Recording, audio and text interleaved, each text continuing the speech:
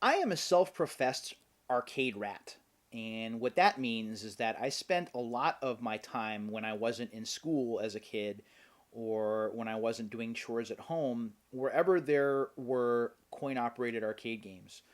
Uh, Going all the way back to 1980 when I was in third grade, there were arcade games at the local diner that was just down the street from my house, and then there was a bowling alley across the street from there that had even more arcade games and pinball machines in it.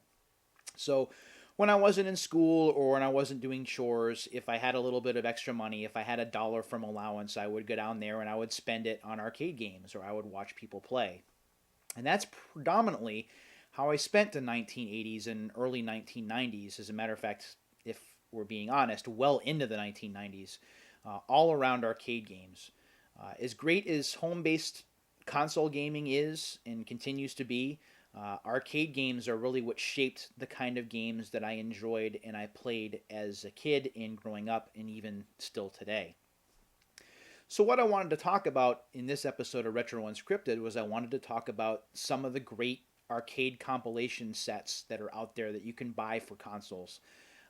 It is very possible now with the advent of technology and emulator technology to be able to play games legally at home if you're willing to part with a little bit of money. Now, granted, if you have something like MAME or something like that where you can play ROMs on it, you can't get any better than that. Those are basically the arcade games as you have them. But there are issues with emulation, I'm sure. There are moral issues with emulation. So these are ways that you can buy the discs or you can buy the games on disc and be able to play them without any kind of guilt if you have that kind of thing like I do. The first compilation that I bought is this guy right here for the PlayStation. This is Namco Museum Volume 1, and this is from, let's see, 1995. So actually, this was the first year that the PlayStation was kicking around. There are only 7 games on here.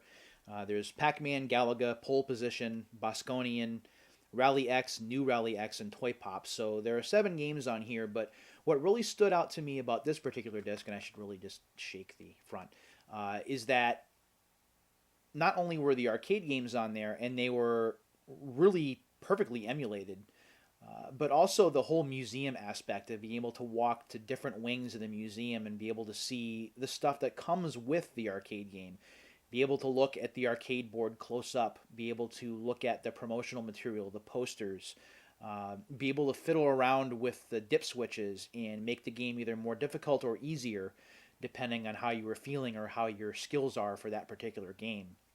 That was something that, as someone who's never owned an arcade machine in his life, never really been able to open one up and look on the inside and make those changes and feel like you actually have the arcade cabinet, but you really didn't have to spend that much money to get it. And the games just they play phenomenally well. The Namco Museum games for the PlayStation are some of the best emulated games that you'll find. There are 5 of these. Unfortunately, I only have this one. Volume 1 and Volume 3 are the most common. Volumes 2, 4, and 5, in that order, uh, are uncommon up to rare. Volume 5 is really difficult to come across these days, and if you look up the values on price charting, you'd see that they're well worth it. If you somehow manage to get all of these in your collection, you actually have a really good library of arcade games to start out with. You'll have Miss Pac-Man in there. You'll have Galaxian in there. Dragon Spirit, I think, is on Volume 5. We'll come back to Dragon Spirit in a little bit. There are a bunch of games on there that are definitely worth playing. Some you may know and some you may not know and learn to know or come to know over certain amounts of playtime. So those are the Namco Museum games. Now, after the success of the PlayStation games, Namco brought a version of Namco Museums to the Nintendo 64. Unfortunately, I don't have that cartridge, but it is available if you're looking for some arcade fun on that particular platform. For the PlayStation 2, Namco came out with 2 museum titles. This is the first one, right here. This has Dig Dug, Miss Pac-Man, Galaxian, Pole Position 2, the usual suspects on here. But what makes this stand out and worth adding to your collection is that there are 3 arranged games, Dig Dug arrangement, Galaga arrangement, and Pac-Man arrangement, which are different than you've ever played. unless of course you have this disc, and make this well worth getting. I don't recall what I paid for this, but it's definitely worth having. I do want you guys to note, however, that this is one of the blue-backed CD-based games, not DVD-based. So if you have one of those PlayStations that reads one kind of disc and not the other, this may not work with it. So keep that in mind. Most of you probably don't have to worry about that, but still, I'll throw that out there. Then in 2005, Namco gave us this, which is Namco Museum 50th Anniversary. This, instead of 10 arcade classics like on that one, or on Namco Museum, has 14. Notables on here that weren't on Namco Museum: Dragon Spirit, which I just talked about.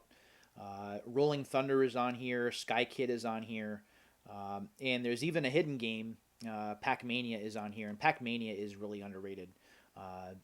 This is also worth getting. Maybe a little bit more expensive. I wound up paying $18 for this guy. The Namco Museum games, because of Pac-Man and Miss Pac-Man and their popularity, tend to run you a bit more than you probably might want to pay, but it still might be worth adding to your collection nonetheless. There's also an 80s soundtrack that plays when you're in the little Namco arcade. It unfortunately doesn't play while you're playing your games, however, unlike Activision Anthology, so you may or may not like that. Just kind of keep that in mind too. So those are the Namco games for the PS2. Now, unfortunately, in the generation that followed, the PlayStation 3 and Xbox 360 generation, the only Namco compilation on disc came out for the Xbox 360. That was another Namco Museum set, and that was kind of a half and half deal. Half of it was Xbox Live Arcade games that became unlocked for you or were on disc that you could play. So Pac-Man and Galaga, the usual suspects. There were also Mr. Driller Online, Galaga Legions was on there, Pac-Man Championship Edition was on there for you to play as well that were a bit new. It's still running for about $25 at GameStop used. You may be able to find it for a bit cheaper. It's a nice source of arcade games if you're into that kind of thing. However, the Xbox 360 D-pad, if you like to use that, isn't quite as responsive as it should be. And for arcade games without that kind of tight control, sometimes it may be a little frustrating, especially if you're a perfectionist. Just keep that in the back of your mind. Now, for the PlayStation 3, there is Namco Museum Essentials, I believe, or something close to that. I'm running off the top of my head. But that has Galaga, it has Xevious, it has a really cool Xevious arrangement, which is worth playing.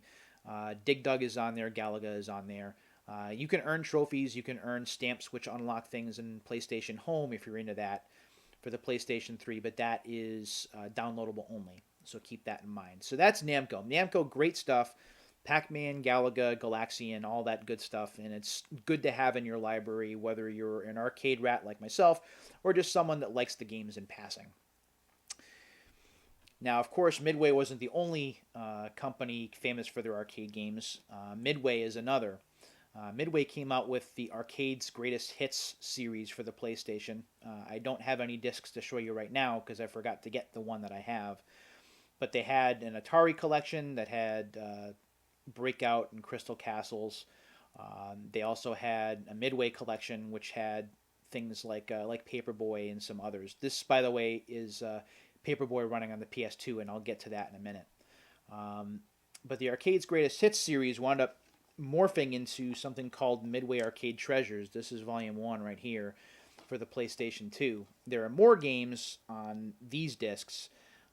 Most notable on here is the release of Satan's Hollow, which wasn't available on console before.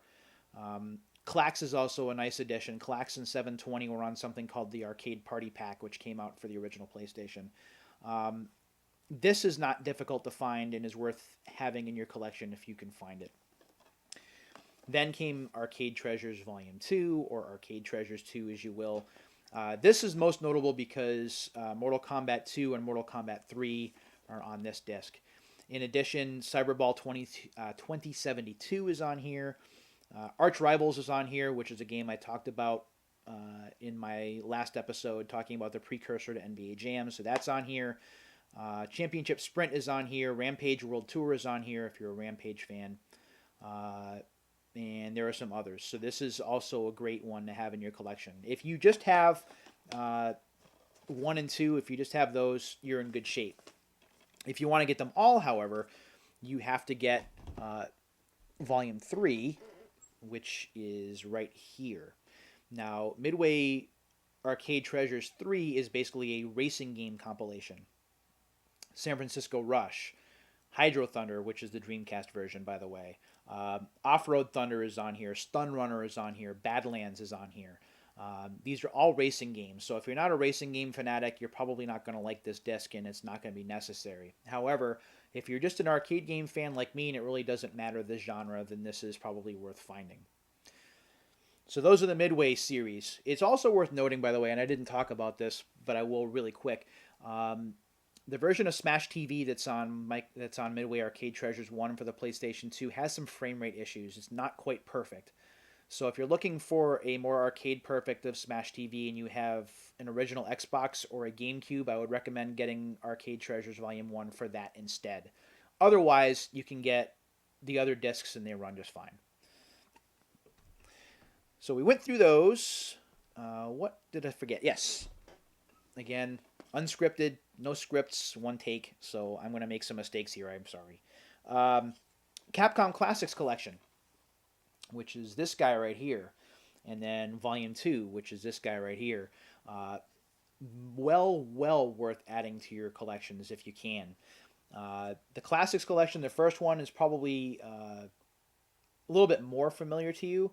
Street Fighter 2, Ghosts and Goblins, Ghouls and Ghosts, Section Z, Gunsmoke is on here, 1942, which is fantastic, that's on here. Final Fight is on here. This is great. Again, these are all just about perfectly emulated. I haven't noticed any big-time errors with this. And the other neat thing about this is as you play, you can unlock certain things like arranged soundtracks and artwork and tips and stuff like that. So this is fun. Volume 2 has Knights of the Round in it. It has Magic Sword in it. I'm trying to think off the top of my head because I don't have the case.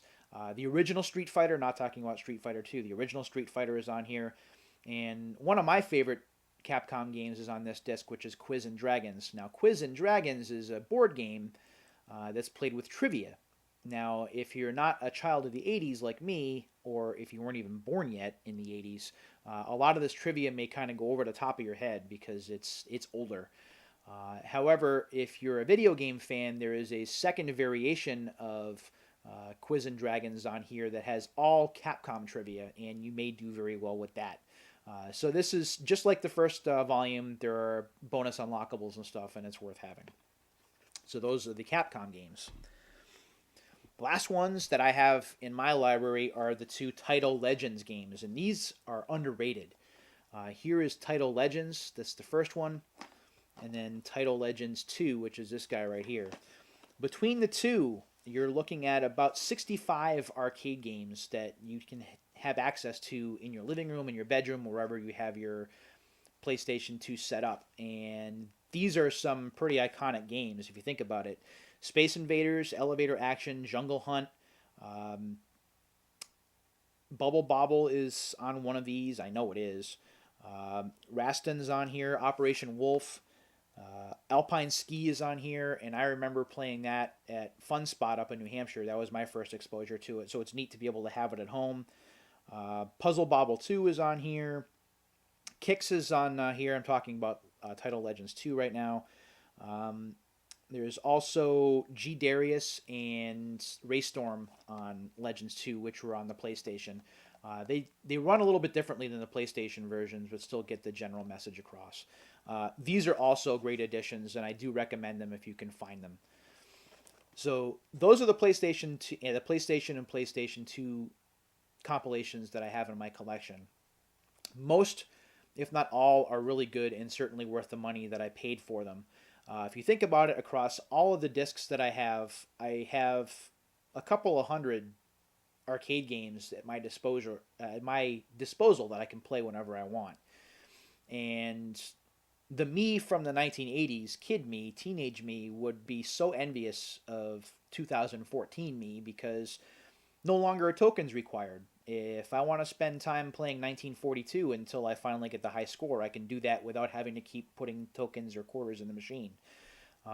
If I want to play Pac-Man, I don't have to worry that I'm only going to last a minute and a half and feel like I wasted a quarter. I can play for a minute and a half and see if I can get to 2 minutes or 2.5 minutes and try and increase my skill level. And that's the big plus of having these games at home, is that while you don't have the big arcade cabinets, you do have the basic arcade game that you can play at will and without limitation. And that's a really cool thing. The last thing that I wanted to cover are the arcade game compilations for the PS3 and Xbox 360. I talked about the Namco one for the PS3. There's also Capcom's arcade cabinet, which is for both, which is basically the game output that I showed you for the Capcom Classics collection. That's basically the same thing, except given the HD treatment. So if you don't have those, you can get the Classics collection discs. You can certainly get the arcade cabinet for the PS3 or the 360. The other one, the last one that I'll talk about in closing, is Game Room for the Xbox 360, and I believe it may still be available for PC. I've been harsh on Game Room in the past, and it's because I spent a ton of money on Game Room arcade games. I have, oh gosh, I have dozens of the arcade games, the Atari 2600 games, a few of the Intellivision games that I can play at will. And the idea behind the application was really great. You buy an arcade machine, you set it up in your own arcade so you can decorate it and set it up any way you want. If you want a room full of Konami arcade machines, you can. If you want a room full of Atari machines, you can do that. If you want to mix and match, you can do that. It's completely up to you. There are live leaderboards that update whenever you play, so you can see where your score is and in comparison to other players. And I thought that was a neat thing. It still is neat today. As a matter of fact, if there are any of you left that are playing Game Room still, I'm Retro Unscripted, all one word, on Xbox Live Arcade. I'd love to have you as a friend and compare notes and see where you are as far as your scores go. So feel free to send a friend request if you want. But unfortunately, with Game Room, it's not actively supported with new software anymore. It's been that way for a couple of years now. I believe the way the story goes is that Chrome, who was the company that developed the application, they ran into financial trouble and basically dissolved. And once that happened, Microsoft kind of threw up their hands and gave up the project.